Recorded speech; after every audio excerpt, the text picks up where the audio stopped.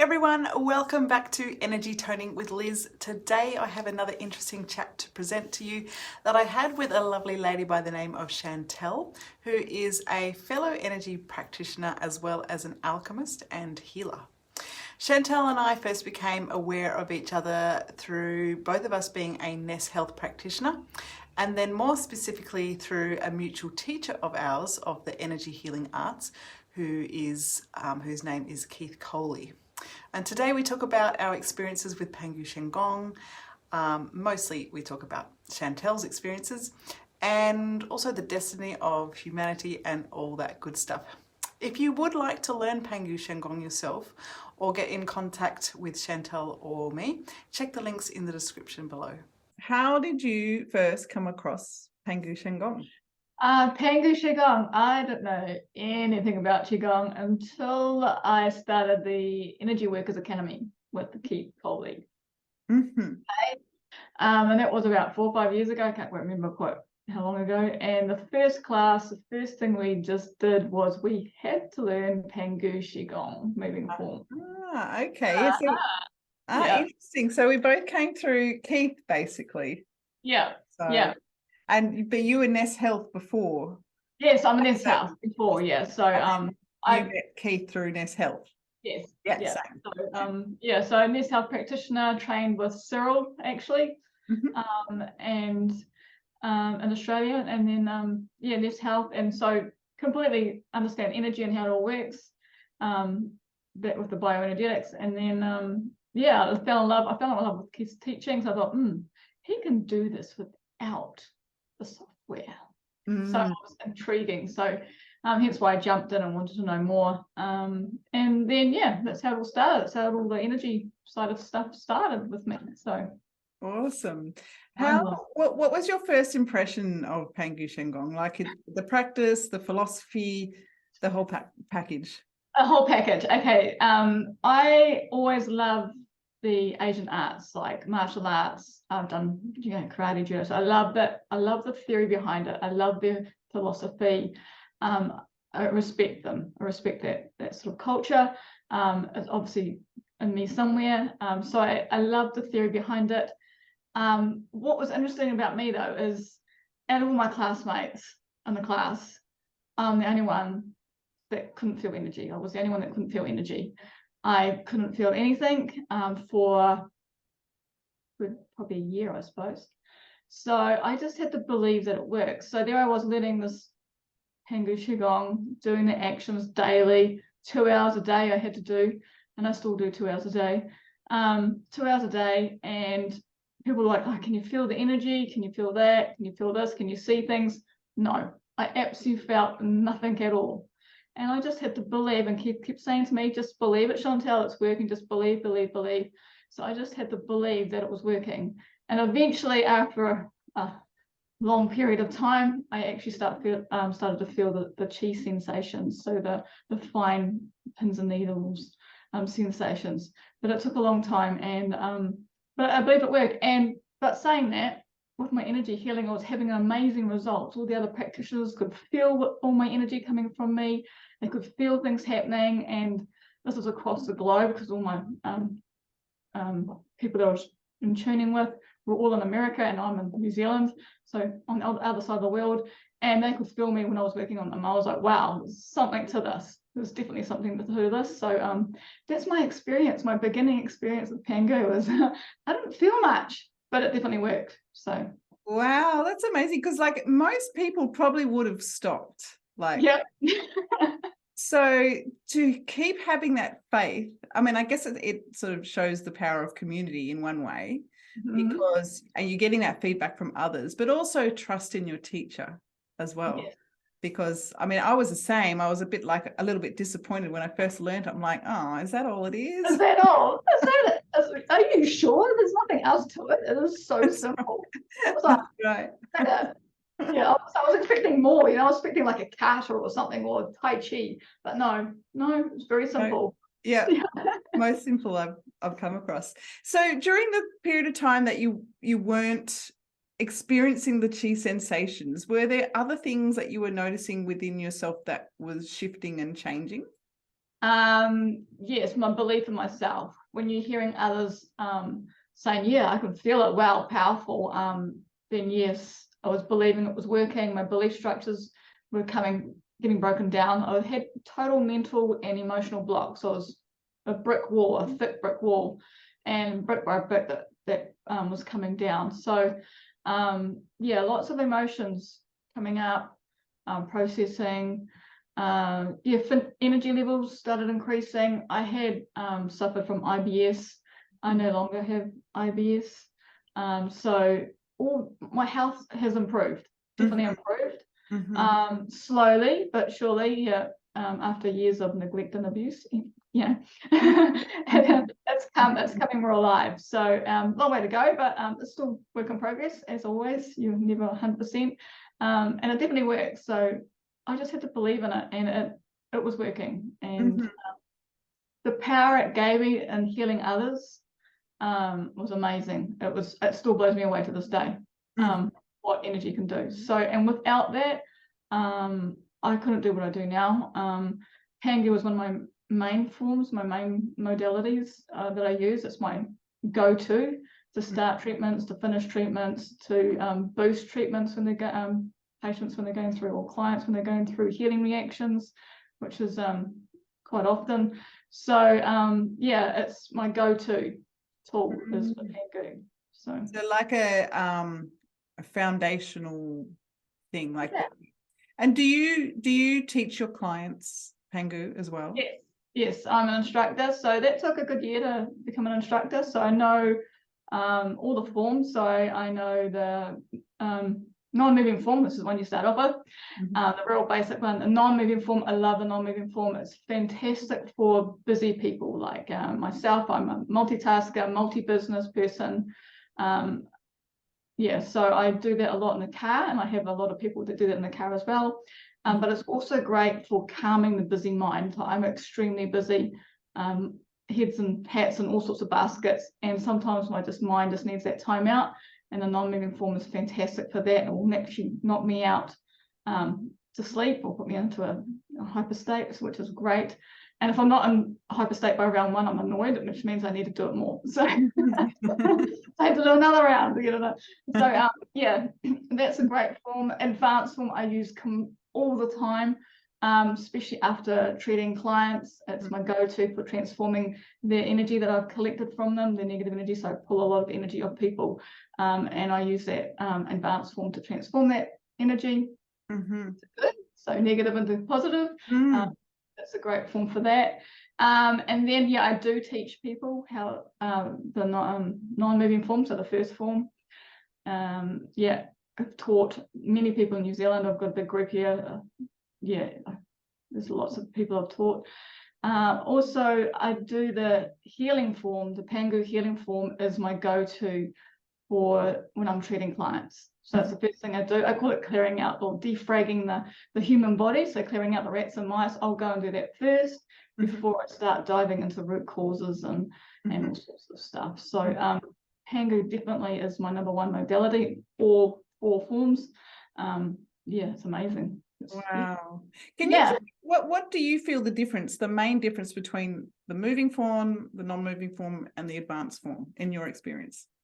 In my experience, again, I'm not a feeler, but the non-moving forms of the basic form, that's just a must every day to build my chi, my energy levels up, and to keep that steady energy, solid energy there. That's when you can start. The clients love it. Some clients love it. They can, people I've taught, they can see or feel the chi ball, that sort of thing. So that's a good way of getting people introduced to energy, and they can understand the concepts of it. The sun and the moon concept. The non-moving form, when I'm doing it in a light lying down state, oh yeah, it's so calming of the mind, and yeah, it puts you in that calming state, and then you can go do all sorts of, yeah, it's amazing. It's great for calming the mind. Absolutely great. De-stressing, fantastic. The advanced form, I love it because it's so quick and powerful.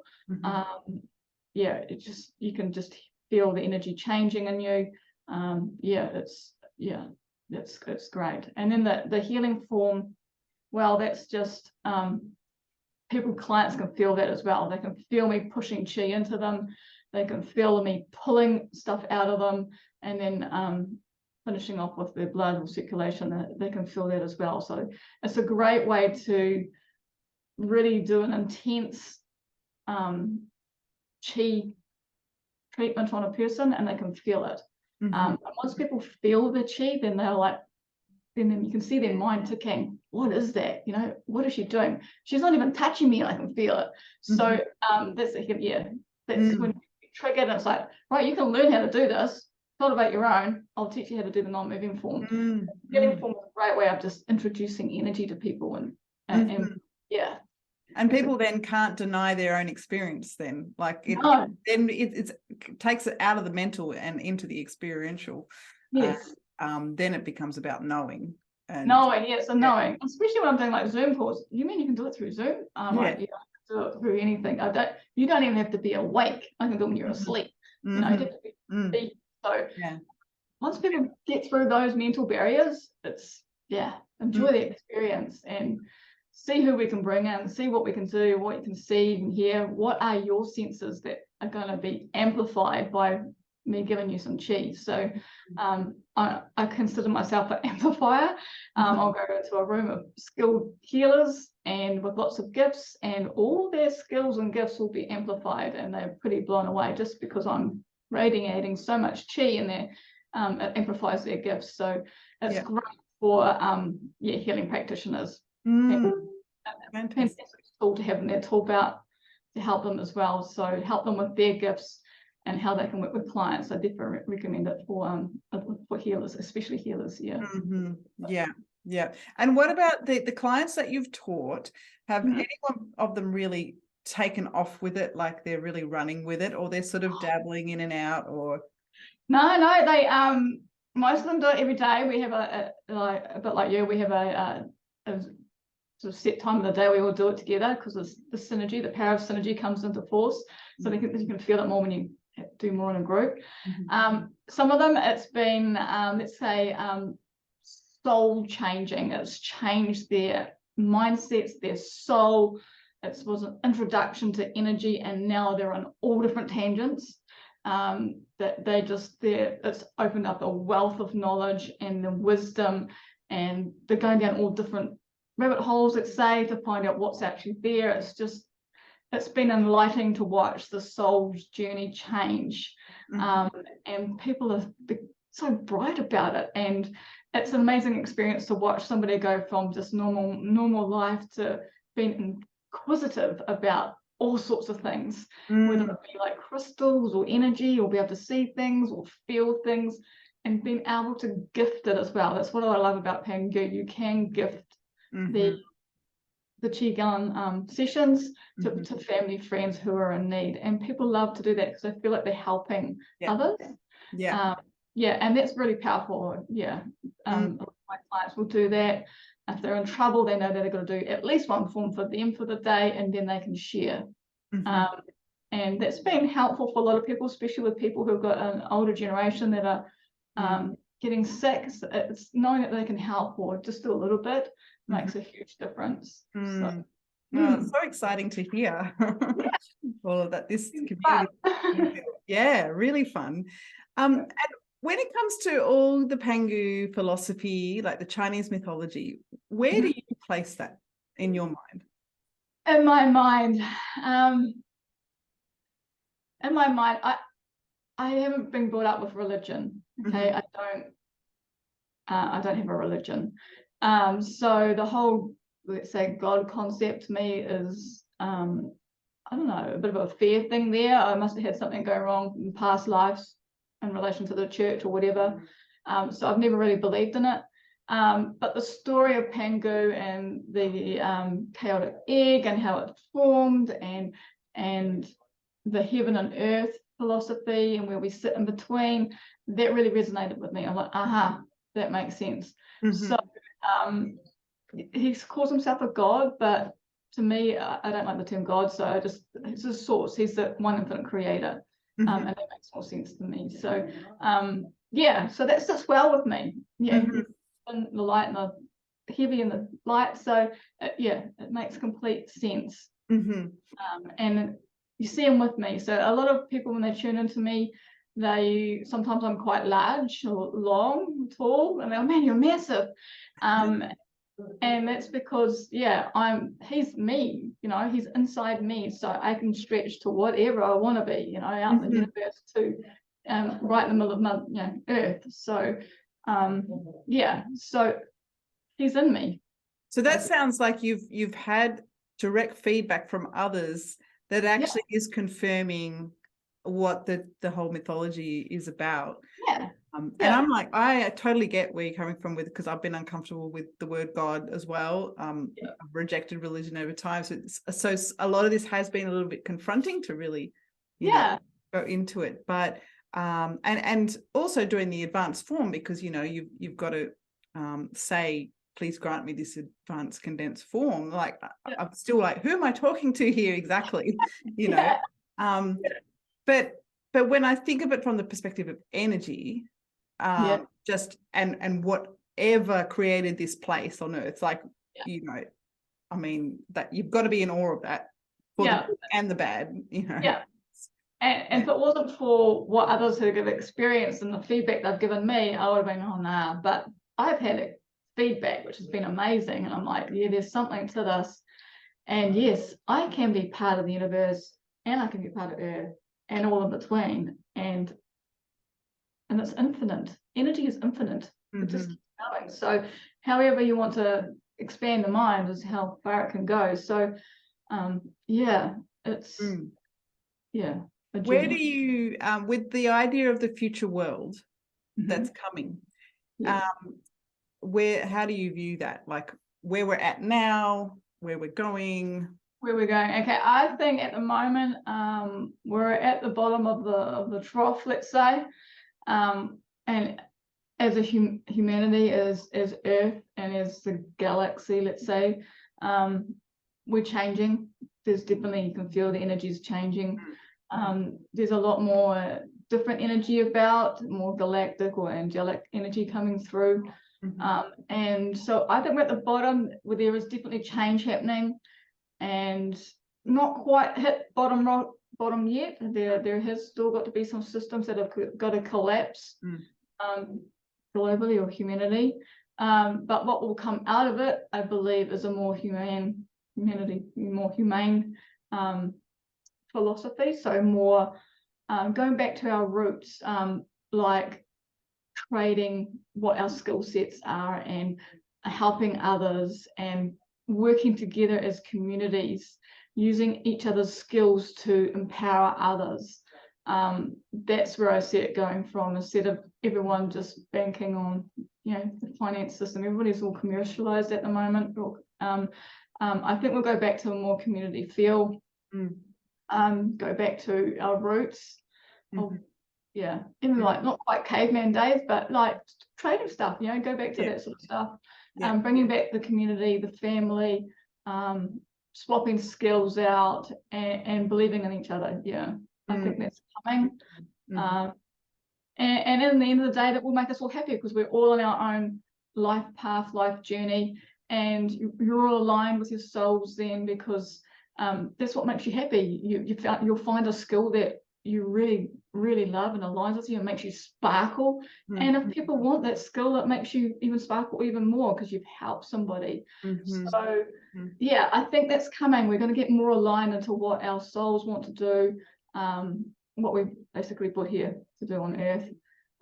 It's going to be real amazing, and to feel the energy, and we will resonate together. So somebody's really happy, it sort of brushes off somebody else, and it's just going to have this synergy effect. It's going to be amazing to be part of. And it's not going to be that far away, and we're not talking decades. I think it's not far away at all. A couple of years. So could be something exponential that happens in the next decade or so. I say in 10 years' time we'll be living a completely different lifestyle. Totally agree. Just one more question. What would you say to someone who feels we're living in, you've heard of the soul trap concept, like when, you know, it's a Gnostic view where this realm is, it's actually, we're stuck in this realm. It's like a recycle kind of trap. Yeah. And so it kind of brings about this victim mentality in one way. What would you say to someone who is stuck in that kind of belief system? You got to get out of it. Okay, our beliefs, our mind, our perception field is what you're talking about. Our perception field is huge, absolutely massive. Okay, it's our inner child. Okay, and our inner child is being, let's say, abused over the last couple of 100 centuries or more millennia. And the inner child it's a protector. It's to protect us from the, you know, back in the caveman days, a tiger running after you, basically. But nowadays we're in that mode constantly. There's a constant threat around, so we're in hypo.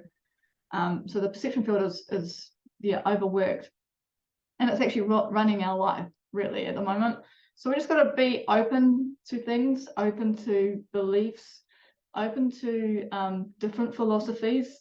Take on opinions of others, like listen to them. Don't close off because you don't, oh, that's weird. There may be something to it, and it may trigger something. So just open up to that, so that we can get rid of some emotional traps that are there that are making us feel victimized or trapping us in there, saying we can't live without money or we can't do this.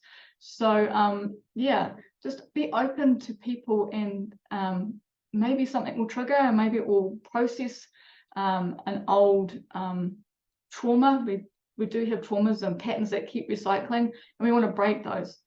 And to break them, we've got to step out of the normal. And sometimes that can be really hard. It can be really painful. It can be soul destroying, well, not soul destroying a bit, but more emotional destroying. But at the end of the day, it's going to affect not only you, but also, because energetically related to like our kids or our parents. So it has a rebound effect. So if we can step out of that pattern, then it's going to affect others and make others happy too. So yeah, just be open-minded and give it a go. That's all I say. Just give it a go. If you don't believe in energy, and just say, oh, give me a go. See, just try it out, and then you may feel it. Yeah, so just give it a go, and believing it, and you know, for 6 months not being able to feel anything and just been doing Pangu for 2 hours a day and just being told, just believe in it, Chantelle, just believe in it, Chantelle. And so I did. I'm super impressed. I'm not sure whether I would have been able to last as long. Okay. Yeah, so that's what I'm saying. Just believe in it, and it will happen. Okay. Things start changing, and it may be better on the other side of the fence. You never know. I love it. The big word, faith, comes to mind. A word that I used to sort of get my back up about. Yeah, I know. It's because I think we're down under. It's just like faith. Yeah, God. That's right. But I'm starting to see this big word as very significant. So, layers. So many layers. And self-belief, like we have been, our self-worth is being devalued, our self-belief is being devalued, our self-confidence being kicked out the door. You know, we've been controlled by so much stuff that we don't even realize that we have been for millennia, you know, and it's just like, we just got to break that cycle. Just step out a little bit, maybe a bit scary, maybe a bit worried, but you won't know unless you try.